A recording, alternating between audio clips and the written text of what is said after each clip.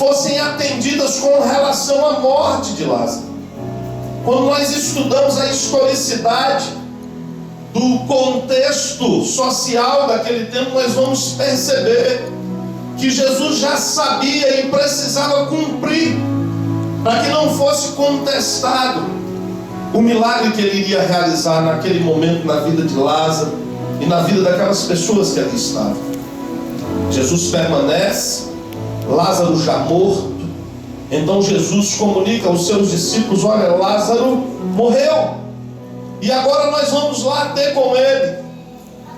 Então os discípulos questionam: será que nós também teremos que morrer para que nós possamos ver a glória de Deus?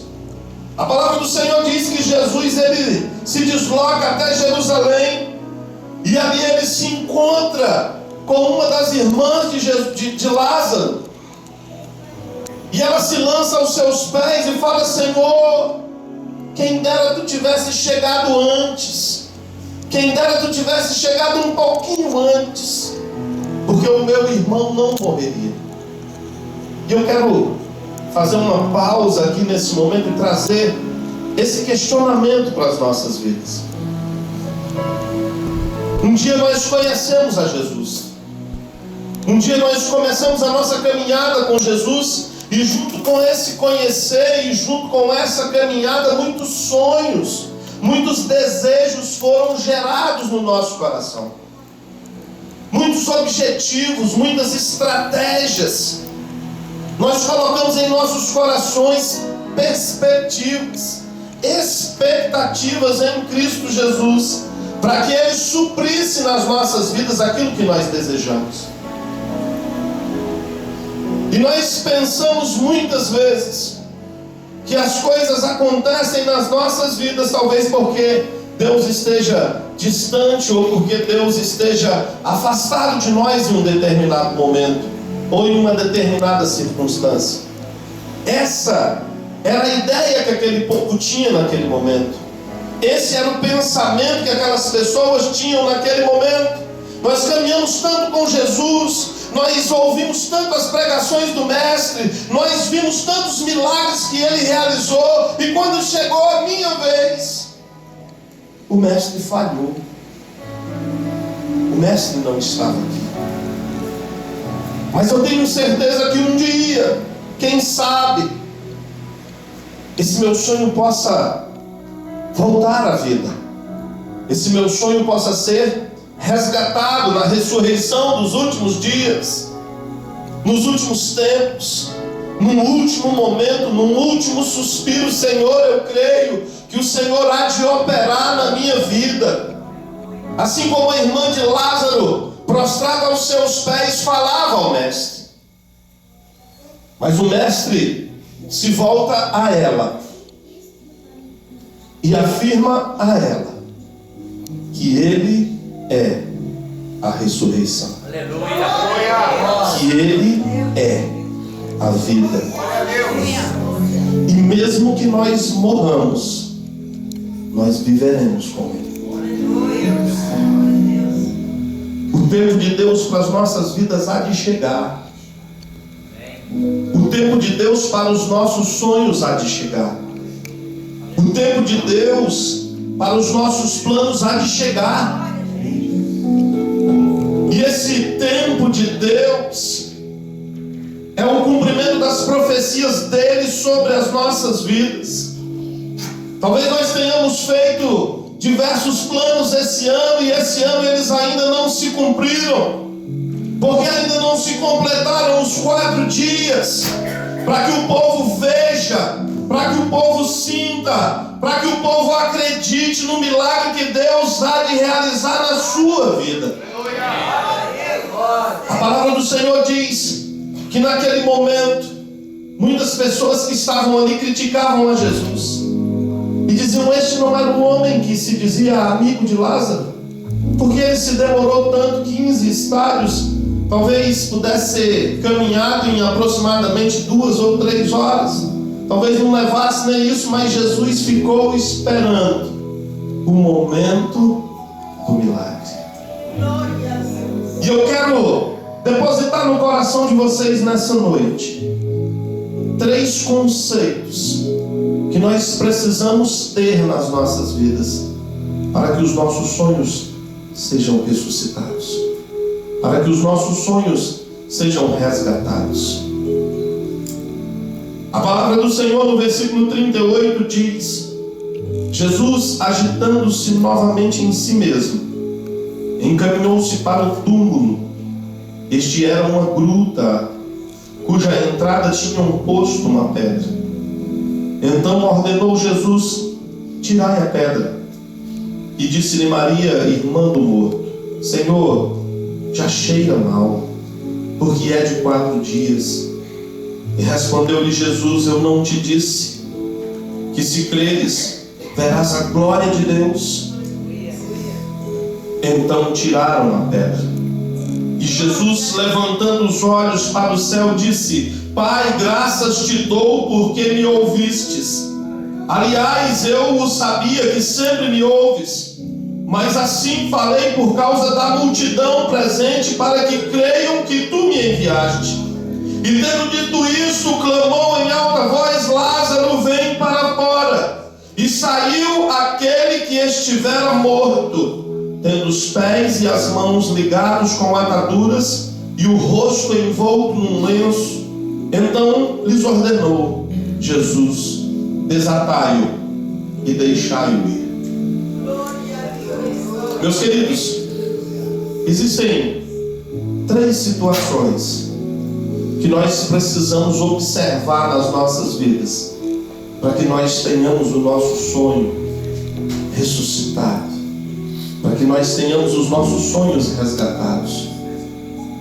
Talvez aquele sonho que está morto no fundo daquela caverna com uma pedra em cima, mas quando o Senhor clama a cada um de nós e nós conseguimos entender pela voz do Senhor o seu desejo sobre as nossas vidas, nós precisamos ousar obedecer, mesmo que nós não entendamos, mesmo que nós não tenhamos uma visão espiritual de como aquilo vai se concluir em nossas vidas. Quando Deus fala: tirem a pedra, é porque tinha algo que estava impedindo o milagre de acontecer nas nossas vidas. Nem tudo Deus há de fazer. Existem questões em nós mesmos que nós precisamos atentar e que nós precisamos resolver para que Deus alcance os nossos sonhos, para que Deus atinja os nossos objetivos. Existem pedras que nós mesmos colocamos em cima dos nossos projetos. Quais foram os seus projetos? O que você idealizou no seu primeiro amor? Quando você levantou as suas mãos e ouviu Deus te chamando: vem, filho amado, porque eu te comprei a preço de sangue, e agora eu quero te lavar, eu quero te redimir, eu quero te perdoar, eu quero te limpar, eu quero colocar uma veste nova, eu quero colocar um anel de brilho no seu dedo. Eu me lembro bem. Eu me lembro bem de onde Deus me tirou. Eu me lembro bem aonde eu estava, mas Ele me tirou. E existiam muitas pedras na minha vida. Existiam muitas pedras que impediam o meu milagre de acontecer. Existiam muitas dificuldades, muitas barreiras, as quais eu precisei lutar, eu precisei me esforçar para retirar, para que Deus fosse realizando o seu milagre na minha vida. Ei, igreja, não deixe essas pedras continuarem impedindo o milagre de Deus sobre a sua vida. Qual é a sua pedra? O que tem impedido a voz de Deus de alcançar o fundo da caverna? O que tem impedido a voz de Deus de alcançar a essência do teu sonho, do teu desejo? O que tem acontecido na sua vida que tem impedido o mover de Deus para que os seus milagres aconteçam? Nós precisamos entender e E nós precisamos agir. Não foi Jesus que retirou a pedra. Foram aquelas pessoas que queriam ver o milagre dele acontecer. E talvez essa pedra, para ser retirada, gere esforço, precisa de dedicação, precisa que nós estejamos nos esforçando. Aquela pedra talvez fosse muito pesada, talvez ela tivesse gerado um certo nível, um certo grau de sofrimento para aqueles homens que foram ali empurrar aquela pedra. A gente costuma falar de mala sem alça, né? Quem já viajou aí e a mala quebrou a alça? Eu já viajei uma vez e a mala quebrou a alça, aquela de subir, né? Para ficar mais prático para pegar, e eu precisava pegar a mala lá embaixo. E a mala era horrível. Quando eu cheguei em casa, a coluna estava doendo, porque a mala era sem alça. Você já imaginaram uma pedra sem alça para retirar do túmulo? O quão difícil foi. Meus irmãos, talvez não seja fácil alcançar o seu milagre. Talvez não seja fácil resgatar o teu sonho. Talvez não seja fácil você desbloquear o acesso até esse sonho, para que Deus consiga ver o que você quer. Nós precisamos dar mergulhos profundos no Espírito Santo.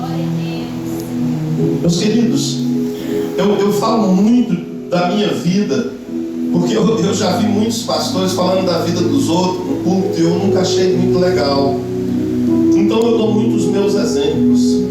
Eu tenho 10 anos de convertido. Há 10 anos atrás, eu, a minha esposa, os meus filhos, nós nos convertemos a Cristo Jesus. E eu costumo dizer que Deus, Ele atropelou a gente assim muito rápido. Porque a gente começou trabalhando na porta. Quando eu entrei numa igreja Assembleia de Deus de Madureira, eu fiquei algum tempo ali antes de começar a trabalhar ministerialmente, a servir. E eu falei para minha esposa, eu falei: amor, eu quero ir para a porta. Ela falou assim: por quê? Eu falei assim: porque eu quero receber as pessoas. Porque nós não recebemos bem as pessoas. E eu às vezes entrava e saía da igreja e ninguém falava comigo. E a gente que não tem aquela intimidade com o corpo da igreja, você se sente deslocado dentro da igreja. Então eu fui para a porta. Quando o pastor ele começou a sentir confiança em mim, falei: pastor, eu quero ir para a porta receber. É mesmo, meu filho? É, eu quero ir para a porta. E fui eu e a Lucimar para a porta. E a gente fazia cartão, a gente entregava uma mensagem, a gente pegava as pessoas lá fora, a gente trazia, colocava sentado. Às vezes o visitante chega e ele fica perdido, né? Ele olha para um lado, olha para o outro, não sabe onde vai sentar, porque ele está deslocado dentro da igreja. E a gente fazia esse trabalho, a gente colocava as pessoas sentadas, fazia um ambiente melhor para as pessoas. Depois dali nós começamos a trabalhar com famílias. Nós, quando fomos alcançados por Jesus, estávamos separados, 9 meses separados. Eu e a Lucimar, quando nós nos conhecemos, foi assim, amor à primeira vista. E ninguém achava que a gente separava. E quando a gente separou, ninguém achava que a gente voltava. Porque as nossas brigas eram monumentais. Era coisa assim da cidade toda ficar sabendo quando nós brigávamos. E quando Deus pegou a nossa família e o nosso casamento para reestruturar, para restaurar, Ele nos ensinou muitas coisas. Então nós começamos a ministrar para casais, a ministrar para famílias, as experiências que nós tivemos. Depois trabalhamos com evangelismo, depois passamos 2 anos trabalhando com missões, e hoje, já há alguns meses, estamos pastoreando uma das nossas congregações lá no Distrito Federal. Mas foi tudo muito rápido. E eu fumava 2 carteiras de cigarro por dia, igreja, quando eu me converti. Eu bebia 2 caixas de cerveja sozinho. E essas pedras, elas estavam em cima de mim. E são vícios. Deus nos ajuda, Deus nos ampara, Deus nos conforta, mas quem precisa decidir somos nós. E chegou um determinado dia na minha vida que eu falei assim para o Simão, eu falei, amor, eu não vou mais fumar e nem vou beber. Isso tinha 6 meses que a gente estava na igreja. Eu falei assim, eu não acredito. Eu falei, eu preciso ter um compromisso sério com o Senhor. E eu arranquei aquela pedra de cima dos meus sonhos. Eu arranquei aquela pedra de cima das minhas expectativas, porque eu precisava fazer. E Deus me abençoou. Eu falava para o Senhor, Senhor, eu quero pregar a tua palavra. Senhor, eu quero falar de ti. Eu quero dar testemunho do que o Senhor fez na minha vida. E ele falava assim, você precisa se santificar. Você precisa aprender, você precisa estudar, você precisa se fortalecer, porque a gente não pode falar daquilo que a gente não conhece. E eu buscava todos os dias, e todos os dias o cristão tem um leão para matar, tem uma pedra para tirar, para que Deus possa acessar o seu sonho. Eu sei quais são as minhas pedras, eu sei quais são as minhas dificuldades, igreja, e quais são as suas. O que tem impedido o mover do Espírito Santo sobre a sua vida? Qual foi a pedra que impediu o teu milagre esse ano? Qual foi o empecilho que impediu Deus de operar uma ressurreição dos teus sonhos esse ano? Nós precisamos entender que Deus quer nos abençoar. Eu estava assistindo ainda essa semana uma pregação do pastor Cláudio Duarte. É um camarada fantástico, gosto muito das pregações dele. E ele falou uma frase que eu achei muito interessante. Ele falou assim, Deus quer nos abençoar, mas Deus fica lá de cima e fala assim, oh meu Deus, como meus filhos são burros, o que eu faço para ajudar esse povo? Porque está tudo à disposição deles e eles não querem. Senhor, como é que eu vou alcançar essa intimidade? Como é que eu vou acessar esse entendimento daquilo que tu espera de mim? Igreja, nós vivemos um tempo muito difícil. Nós vivemos um tempo, pelo menos lá no Brasil, chama-se o tempo do não tem nada a ver. Tudo pode. E nada tem nada a ver, né?